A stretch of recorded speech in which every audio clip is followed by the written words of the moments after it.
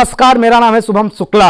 रैगांव में कांग्रेस ने बीजेपी का किला ढहा दिया और लगभग 35 सालों बाद कांग्रेस ने यहां परचम लहराया है। बीजेपी हालांकि 2013 में भी हारी थी, लेकिन तब बीजेपी के पुष्पराज बागरी को बीएसपी की प्रत्याशी ने चुनाव हराया था, उषा चौधरी ने। तो अब मैं आपको यह बताऊंगा कि रैगांव सीट बीजेपी क्यों हारी। जो बीजेपी का गढ़ था, आखिर वहां बीजेपी को हार क्यों देखनी पड़ी, मुंह की क्यों खानी पड़ी। तो इसका विश्लेषण करते हैं। तो ये आपको पता ही है कि यह सीट बीजेपी के जुगल किशोर बागरी दिग्गज नेता की मृत्यु के बाद खाली हुई थी और 1913 से लगातार विधायक बनते रहे हैं। 2013 में हालांकि वो हारे थे, 2018 में फिर बने थे। उनकी मृत्यु के बाद ये सीट खाली हुई। तो मैं 4 से 5 बड़े कारण आपको बताता हूं जिसके कारण बीजेपी हारी। अगर बीजेपी उन कारणों पर ध्यान देती, उन चीजों को संभालती, तो शायद बीजेपी जीत जाती। पहला बड़ा कारण कि पुष्पराज बागरी जो दिवंगत नेता जुगल किशोर बागरी के सुपुत्र हैं, उन्होंने काफी अंतर्कलह की। वो क्षेत्र में सक्रिय नहीं रहे, वोट का प्रचार करने वो चुनाव मतदान में नहीं गए। तो चुनाव प्रचार नहीं करने गए तो ऐसा माना गया कि जो बागरी वोटर एकमुश्त जाता था बीजेपी के साथ, वो कल्पना वर्मा के साथ बट गया। ये माना गया कि कुछ ने प्रतिमा बागरी को दिया, लेकिन आधे चले गए कल्पना वर्मा की साइड, जबकि ये पहले एकमुश्त जाते थे बागरी साहब के साथ, जुगल किशोर बागरी के साथ। तो पहला कारण ये कि अंतर करा पुष्पराज बागरी का पूरी तरह से प्रतिमा बागरी का समर्थन न करना।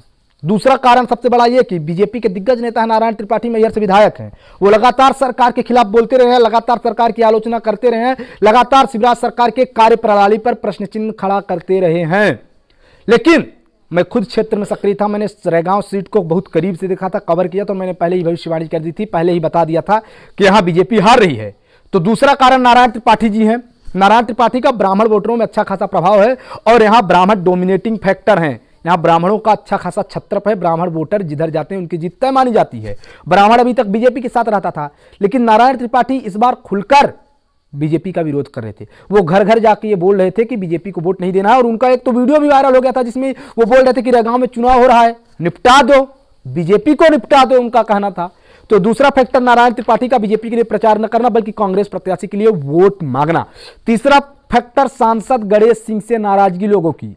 सांसद गणेश सिंह जो सतनक से सांसद हैं, वो चुनाव का प्रबंधन पूरा देख रहे थे और क्षेत्र में लोगों की उनसे काफी नाराजगी है। लोगों का कहना था कि इन्होंने कोई काम नहीं किया है और लोग उन पर जातिवादी होने का भी ठप्पा लगा रहे थे।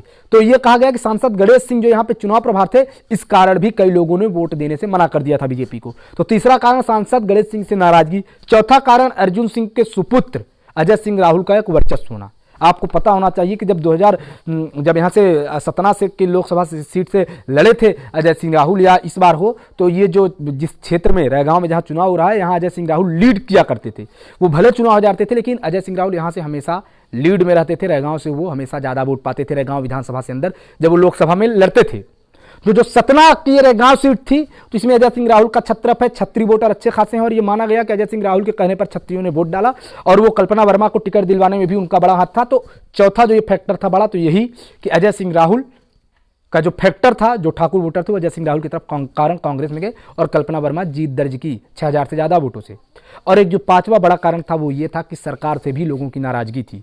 लोग ये बोल रहे थे कि मुख्यमंत्री शिवराज सिंह चौहान यहाँ कई बार आए, कॉलेज की घोषणा की, यहाँ पे कई चीजों की उन्होंने घोषणा की, लेकिन अभी तक निर्माण नहीं कराए। हालांकि कई लोग ये बताया कि अभी कॉलेज बन गया है और अब एडमिशन होने लगा है, लेकिन काफी लेट बना है। इसके अलावा कई चीजें हैं कि यहाँ पे अस्पताल तो बना पर डॉक्टर नहीं आते। तो लोगों की नाराजगी आला कमान से थी। तो ये 5 बड़े कारण थे और मुझे लगता है कि इनमें से अगर 2 कारणों पर बीजेपी ध्यान देती तो बीजेपी यहां से चुनाव जीत सकती थी। पहला बड़ा कारण कि बीजेपी को प्रत्याशी पर अपने ध्यान देना चाहिए था, प्रत्याशी सही रखना चाहिए था। अगर पुष्पराज बागरी को देती टिकट तो टक्कर होती, या कि पुष्पराज बागरी को ऐसे मना लेती कि वो विरोध नहीं करते।